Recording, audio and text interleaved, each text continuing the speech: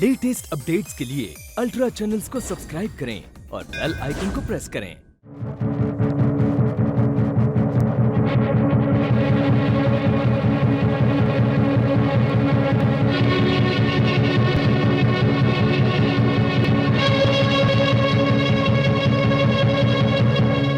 आम और खास को इत्तला दी जाती है कि सेठ शांति स्वरूप का मकान जो मुबलक 5 लाख रुपए के एवज में लाला करमचंद मालिक करमचंद एंड सन के पास गिरवी पड़ा है, वो बतारीख 15 दिसंबर को 11 बजे दिन के नीलाम किया जाएगा। बहुहुक्म सरकार हिंद।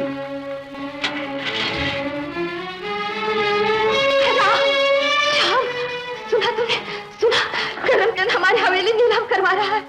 हाँ माँ, पर इसमें इतनी हैरानी की क्या बात? ये तो होना ही था। फिर हम लोगों का क्या होगा?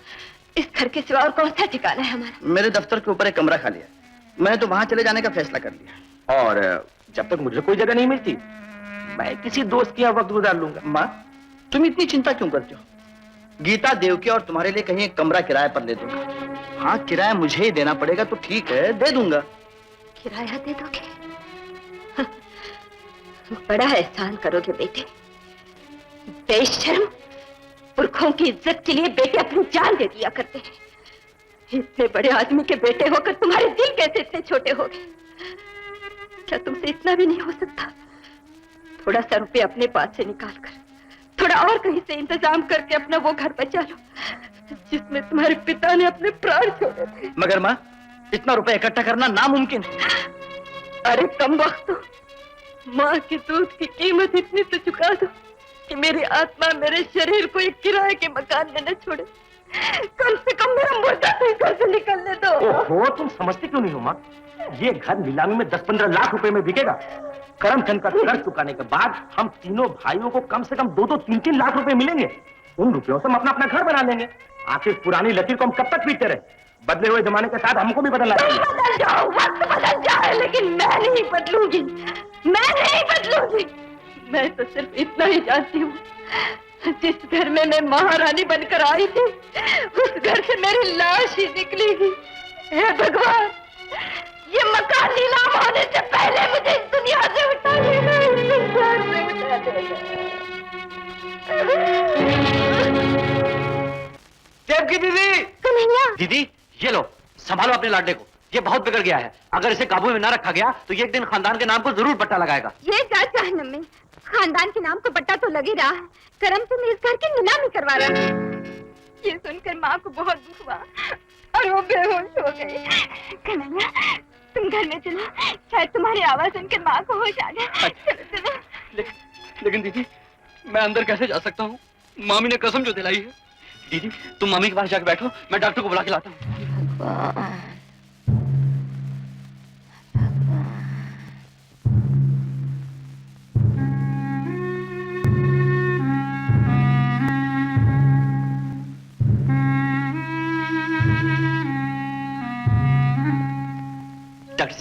डॉक्टर साहब, कैसी है मेरी मामी? उन्हें होश आया कि नहीं? कन्हैया, कोई शरीर की बीमारी हो तो इलाज भी करो। सदमे का इलाज वक्त और हालात के पास होता है, डॉक्टरों के पास नहीं। अब मैं क्या करूं? अंदर भी तो नहीं जा सकता। अपनी मामी को कैसे देखूं? कन्हैया, माँ अभी तक बेहोश पड़ी है।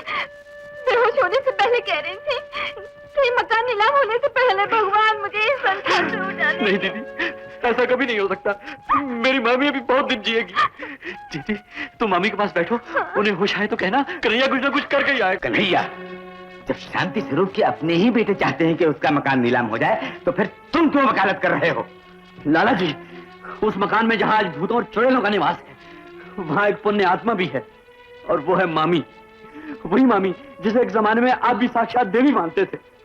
मैं सच कहता हूँ, मकान के नीलाम होते ही वो देवी अपनी जान छोड़ देगी। लाला जी, इतना बड़ा पाप न कमाइए। कन्हैया, मैं जानता हूं कि तुम एक जादूगर हो।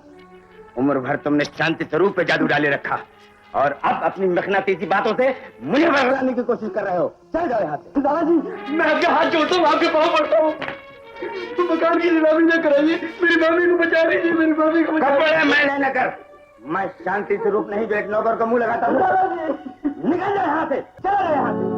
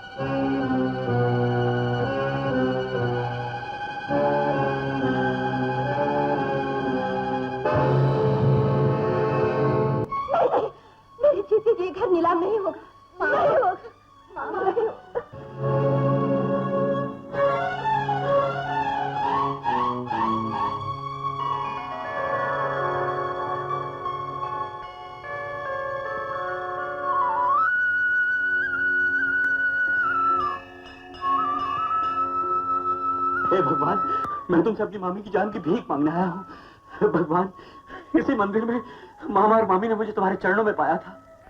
आज फिर तुम्हारे चरणों में उसी मामी के प्राण और उसी मामा के घर की नीलामी रोकने का वरदान लेने आया हूँ। मेरी मामी तो तुम्हारी पुजारन है, क्या तुम भगवान होकर अपनी पुजारन के विश्वास को तोड़ दोगे? मुझे वरदान दो भगवान कि मेरी मामी के प्राण बच जाएंगे, मेरे मामा के घर की नीलामी नहीं होगी। मुझे वरदान दो भगवान, वरदान देते हो या नहीं? तो मैं भी यहाँ से नहीं जाऊंगा, यही पड़ा रहूंगा, तुम्हारे चरणों में अपनी जान दे दूंगा, जान दे दूंगा, अपनी जान दे दूंगा। तुम मेरी क्यों नहीं सुनते हो भगवान? मुझे वरदान क्यों नहीं देते हो?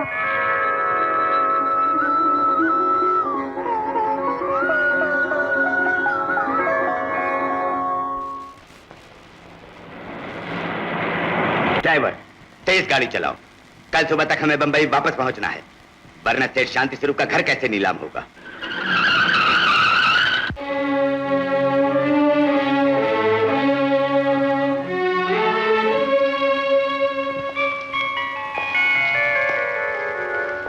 इतना बड़ा मकान खरीदने की क्या जरूरत थी? हमारा कुनबा तो बढ़ता ही रहेगा पार्वती। भगवान ने हमें कन्हैया दिया है, इतने बच्चे दिए हैं, सबकी शादियां होंगी, बहुएं आएंगी, पोते पोतियां होंगे, सब लोग मिलजुल कर रहेंगे।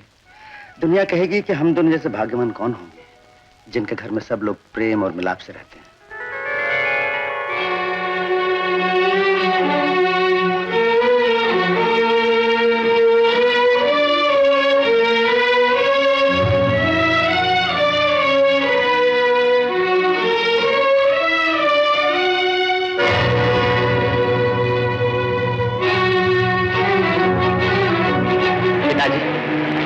आप मुझे बताते क्यों नहीं कि आप मुझे कहां ले जा रहे हैं? तो लो, ये फोटो देखो। फोटो? किसका फोटो है ये? ये करोड़पति सेठ भगवान दास की लड़की का है। मैंने इससे तुम्हारी शादी पक्की कर दी है। मैं किसी करोड़पति की लड़की से शादी नहीं करूंगा। तो क्या उस भिखारन गीता से शादी करेगा? जिस तरह सेठ शांति स्वरूप करोड़पति से भिखारी हो गए, कल हम भी हो सकते हैं। अगर मुझे पता होता कि आप मुझे रिश्ते के लिए ले जा रहे हैं, तो मैं इस गाड़ी में कभी नहीं बैठता। चुप रह। गीता से शादी करके तुझे क्या मिलेगा? कल तक उसका मकान नीलाम हो जाएगा। सेहरा बांध के क्या फुटपाथ पर सोएगा? तेरी शादी वहीं होगी जहां मैं चाहूंगा। बस कीजिए पिताजी, बस कीजिए। दहेज के लालच में धूले नहीं समा रहे। उस दौलत को समेट कर क्या फायदा जिसमें किसी की खून की बू आती हो। आज से मेरा आपका कोई संबंध नहीं, मुझे हमेशा के लिए भूल जाइए। ड्राइवर, गाड़ी रोको। गाड़ी रोको ड्राइवर। ड्राइवर क्यों नहीं? रमेश, छोड़ दीजिए पिताजी। रमेश, रोकते हो कि नहीं गाड़ी? रमेश, रोको। पिताजी आप छोड़ दीजिए, हट जाइए। पिताजी आप छोड़ दीजिए, हट जाइए।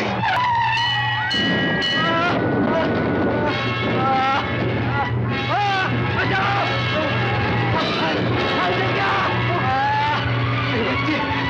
रमेश, अरे को बचाओ, मेरे बच्चे को बचाओ, मेरे बेटे को बचाओ, मेरे बेटे, बचाओ मेरे बच्चे को, बचाओ मेरे बच्चे।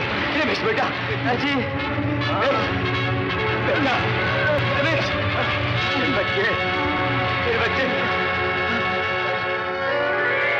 रमेश बेटा, रमेश, कन्हैया, कन्हैया। आज के बाद अगर तूने इस दहलीज के अंदर पांव रखा तो मेरी लाश देखेगा।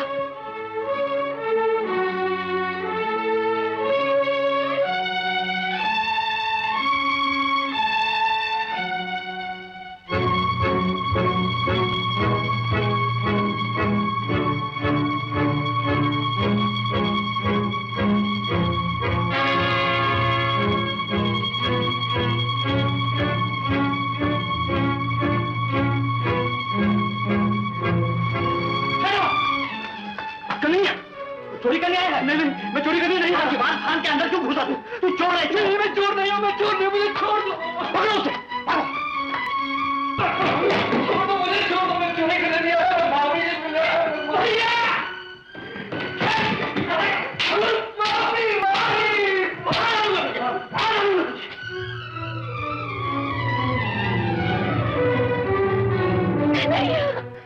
मामी, मामी, मैं आ गया मामी, मैं आ गया, मैं आ गया मामी। ये लो मामी, तुम्हारे कुल देवता कृष्ण कन्हैया का प्रसाद लेकर आया हूँ। इसे खा लो मामी, तुम बिल्कुल अच्छी हो जाओगी, बिल्कुल अच्छी हो जाओगी। लेकिन बेटे ये सब क्या हो गया तुझे? कुछ भी तो नहीं हुआ मामी, लो इसे खा लो मामी। माँ, ये चोरों की तरह दीवार पर चढ़कर घर में घुसा है। कन्हैया तो दीवार पर चढ़कर क्यों आया? दरवाजे से क्यों नहीं आया? वाह मामी, इतनी जल्दी भूल गई। तुम्ही ने तो कसम दिलाई थी, अगर मैंने इस घर की दहलीज के अंदर पाँव रखा तो तुम्हें कुछ हो जाएगा। पगले, तूने मेरी बात को वेद वाक्य समझ लिया। इसने ये भी तो कसम खाई थी कि पिताजी की कर्ज यही चुकाएगा। अब प्रसाद के बहाने इस घर में फिर घुसा है। ये गलत है। माँ जी, कन्हैया अपनी कसम पूरी करके इस घर में आया। हाँ भाभी, कन्हैया ने मेरी आंखें खोल दी हैं। आज मुझे मालूम हो गया कि दौलत से घर बार जमीन जायदाद खरीदी जा सकती है, लेकिन इंसान की जिंदगी नहीं। कन्हैया ने मेरे बेटे की जान बचाकर सेठ शांति स्वरूप का सारा कर्ज अदा कर दिया। इसके इस एहसान के बदले में मैंने ये घर, जो मैं लालच में नीलाम करवा रहा था, इसी के नाम कर दिया है। तो क्या उनकी आन बच गई? भगवान ने मेरी लाज रखी। भाइया भाभिया, मजा तो अब आएगा। अब जाकर अपना अपना खोखा ढूंढ लो। देवकी दीदी, ऐसा ना कहो देवकी दीदी। राम, श्याम, तुम लोग ये घर छोड़कर नहीं जा सकते। ये घर ना मेरा है ना तुम्हारा, मेरे मामा का है। और जानते हो मामा की इच्छा क्या थी? कि हम सब लोग मिलजुल कर एक साथ इसी घर में रहें। क्या तुम मामा की इच्छा पूरी नहीं करोगे? ये सब मामा के पुण्य का नतीजा है कि आज मेरे मामा की इज्जत बच गई, मेरी मामी की जान बच गई। राम, श्याम, बोलो, हम सब एक साथ मिलकर इसी घर में रहेंगे, इसी घर में रहेंगे ना? रहेंगे ना? कन्हैया दादा, आपका कन्हैया दादा, हमें क्षमा कर दीजिए। अरे दादा, ये क्या करते हो? ये क्या करते हो? मुझे मामी क्यों मांगते हो? मैं इतना बड़ा आदमी नहीं हूँ। देखो ना मामी, देखो। कन्हैया तू सचमुच बहुत बड़ा आदमी है।